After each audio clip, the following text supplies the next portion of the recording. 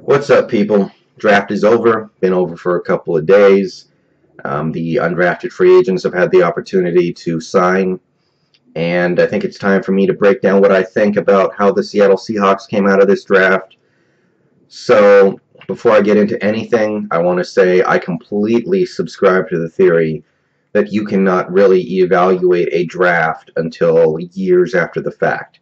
And to the people on ESPN and CBS and Fox and whatever who hand out draft grades minutes after each pick is made and then grade how each team did the day after the draft.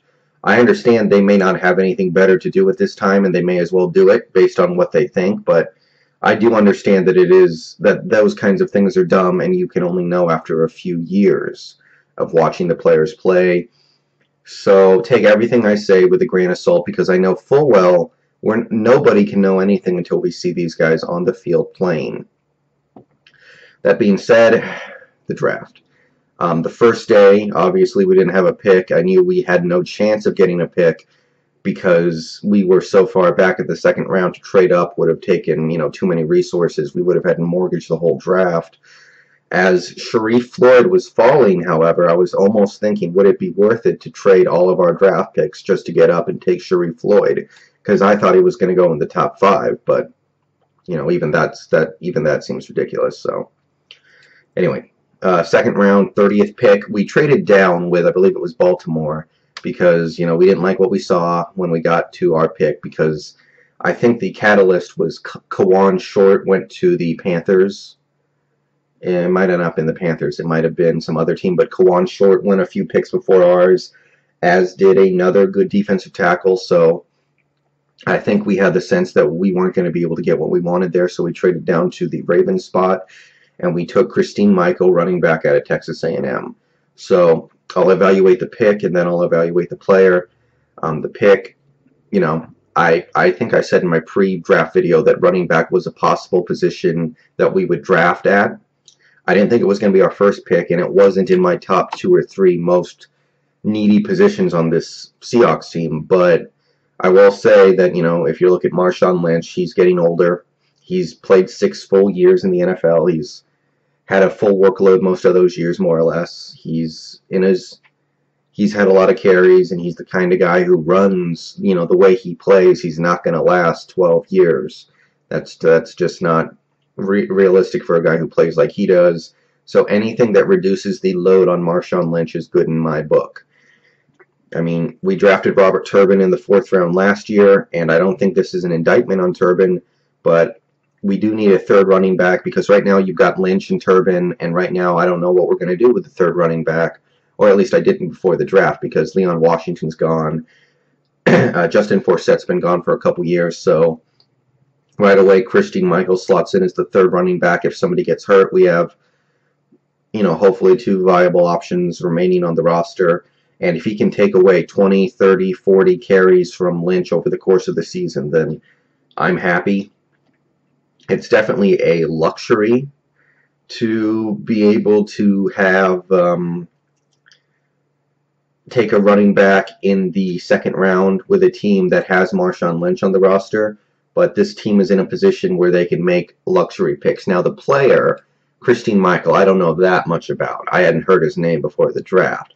He was somebody who was graded in the 2nd round, maybe 3rd round, so the value of the pick is fine.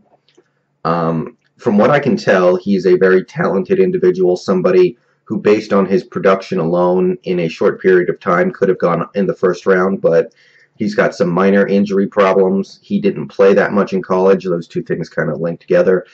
And there are some attitude concerns. Now, that makes me think this pick is very much high risk, high reward. If, let's say, he puts the injury concerns behind him, puts the attitude problems behind him, and becomes a full-time quality player in the NFL, then we may have gotten a steal, and he might be somebody who starts for us in a couple years. Marshawn Lynch, he's got 3 years left on his contract. I don't think he'll be around after that. So maybe we're looking at Christine Michael in that way. But the other side of that is he might just be a big nothing. I mean, he could have attitude problems to the point where we have to let him go. He could never be healthy. there is that risk of us just getting nothing out of him. It's not a safe pick, which on a team like this, with the kind of talent that we've assembled, I think making high-risk, high-reward picks is the right thing to do. If we luck out with some of these high-risk, high-reward choices that we make, then we have the opportunity to really hit home runs. And if they don't work out, then we can live. If Christine Michael never plays football because he can't get healthy or whatever, then we'll live. We can live with Marshawn Lynch and Turbin and whatever guy we bring in. So that's all good. And I'm okay with the pick. I'm not jumping up and down about it. I can't because I don't know the guy that well, but it's a good pick. Third round pick, Jordan Hill, defensive tackle out of Penn State. I like this pick a lot. I did a little bit of reading about him. He seems like a guy who got some pressure on the quarterback. He's 3 bills, disruptive playmaker, somebody who really could be something, I think, because there are 2 types of defensive tackles in the league. You have the pass rushing defensive tackles who get in and disrupt plays, and then you have the big defensive tackles, and this one is the former. He's disruptive, he's a playmaker, he's not 350. He is 3 bills, but he's definitely someone who should contribute into the rotation of defensive tackles immediately, and I'm really excited about that. 4th round, not the last pick, but near the end of the 4th round and the second day, Chris Harper, wide receiver out of Kansas State. I don't doubt that Chris Harper is a good player. I think that the value was appropriate there, but I don't know if there's room for wide receivers on this team right now, and even if there are, I don't know if there's room for them to produce. You've got Percy Harvin, Sidney Rice, who I don't think we're going to do anything with in terms of letting him go. I still don't. And then you've got Golden Tate, and then you got a couple guys that maybe we let somebody go. I don't think we're going to bring Deion Butler back. Ben Obomanu, I don't know what's going to go on with him. Doug Baldwin is somebody who I think earned a roster spot last year, but maybe he'll want to go where he gets more opportunities. So if you're talking about those 4 guys, if the best Chris Harper can do is be our 5th string wide receiver, then he's not going to play that much barring injury. So I don't know if there's room on the team for him. It's nothing against him, but I think the selection of a wide receiver in the 4th round, I can't call it dubious because it's too late in the draft to really be making bad picks, but I don't know if there's room. 5th round, this pick had me jumping up and down. I mean, actually not because I was at breakfast with some family, but Jesse Williams, defensive tackle out of Alabama. I think I announced on Twitter a few times that I wanted Jesse Williams in the 4th round, in the 3rd round, and I even kind of wanted him in the 2nd round because I view Jesse Williams as a guy who could have gone in the 1st round if the circumstances broke right. Obviously, that wasn't the case. He's got some knee injury concerns, but Jesse Williams, 325. He weighs 325. Comes from Alabama, so great stock. He was a great player in Alabama, and it seems to me that the reason why he fell is simply because he's got a knee problem. So I'm really excited about bringing Jesse Williams in. If he can heal up, then I absolutely believe he can be a top defensive tackle talent, somebody who can really just eat up space, eat up blockers, and I was really thrilled about getting him in the 5th round because there was one point where I thought he was going to go in the 1st or 2nd round, and the fact that he was all the way down there for us to scoop up was that made my day. That really made this draft for me. We had the next pick as well, Thorold Simon, cornerback out of LSU. If you look at our cornerbacks right now, Sherman, Browner, Pro Bowl type caliber players, Antoine Winfield and Marcus Trufant, if we decide to bring Trufant back, veterans. They can't do what they used to do, but they're still veterans. And then after that, we actually have a couple other guys who may or may not be half-decent backups. So, again, do we have room on the roster for Simon? Maybe just as a special teamer? I don't know. Our special teams are pretty damn good right now. So, I don't doubt he's a good player. He comes from LSU. Of course, he's a defensive player on LSU. Come on, but I don't know if there's room for him on this team. Later in the 5th round, Luke Wilson, the tight end out of Rice. Again, I look at the roster, tight end, Zach Miller had a killer postseason, so I love him right now. Anthony McCoy, good playmaker, made plays several times last year. And then maybe the third tight end spot is open right now on this team, but that's not a position that necessarily gets that much playing time, and that's probably the ceiling for Luke Wilson, so I don't see him making a big rookie season contribution. Spencer Ware, running back out of LSU. I actually knew who this guy was going into the draft because I saw him play a few times in college. Not necessarily common for me. It's just a depth pick. Maybe he'll be on the practice squad. I don't think there will be room for him on the 53-man roster because we all already have 3 running backs unless something really bad happens with Christine Michael. And then we go to the 7th round where we had 4 picks. I'm going to blow through these real quick because who knows. Ryan Seymour, guard out of Vanderbilt. Only thing I can say to that is offensive guard depth was a little bit of a need for us, so great.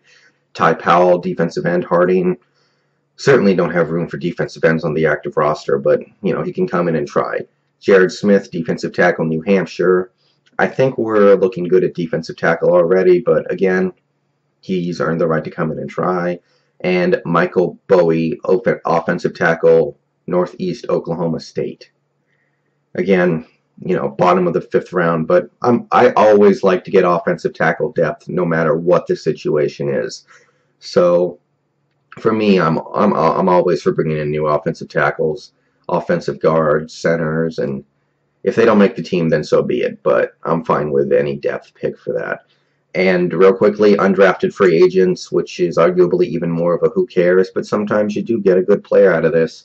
Matt Austin, wide receiver, Utah State.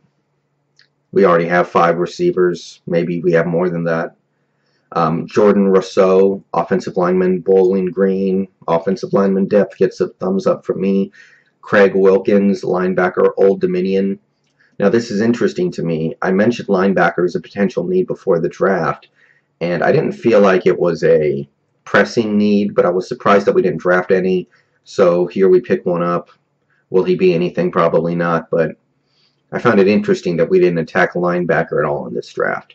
Ramon Buchanan, linebacker, Miami, same thing. Kenneth Boatwright, defensive end, Southern Illinois. Come in and make the practice squad is all I can say to that because our defensive line, it's got a lot of people on it. Alvin Bailey, offensive line, Arkansas.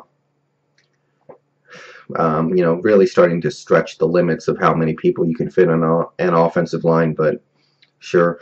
Ray Polk, strong safety out of Colorado. Dominic Whaley, running back, Oklahoma. I actually heard of his name before the draft too because I watched some Oklahoma games.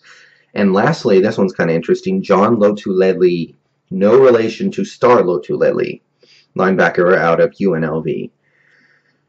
I don't know if there's roster room for any of those guys, but it's what it is. They're here, so we'll see if they can earn it. And that's the draft. I'm not going to grade it because I think that whole exercise is intellectually bankrupt. But I will say that I think we got what we needed. Really happy about getting the 2 defensive tackles, one being a 1 technique, the other being a 3 technique defensive tackle. And I think we filled a couple of holes on our roster, and I'm excited for the season to get here. So those are my thoughts. I think we drafted well to improve for this season. And I'm going to go watch some NBA playoffs. See ya.